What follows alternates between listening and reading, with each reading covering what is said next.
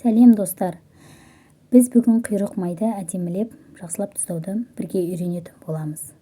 Олай болса, ең алдымен осылай қайнап жатқан ыстық суымыздың үстіне алдын ала дайындалып алған осылай кесіп құйрық майымызды салатын боламыз. Және оның үстіне татымына қарай тұз сеуіп 25-30 минуттай қайнатып аламыз.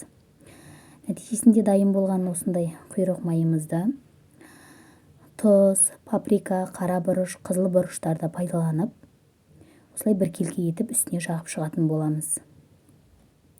Чеснок пайдалансаңыздар да болады. Мен бұл кезде аса қатты ұнатпайтын болғандықтан чеснокты пайдаланбадым. Көріп тұрғандарыңыздай осылай барлығын біркелкі етіп жағып шығамыз. Өйткені барлығы жақсы сіңірілуі үшін. Осылай барлығын жағып болғаннан кейін бір ыдысқа салып, осылай барлығын араластырып, кем дегенде бір күнге осылай қалдырамыз. Нәтижесінде бізде осындай әдемі құйрық майлар дайын болды.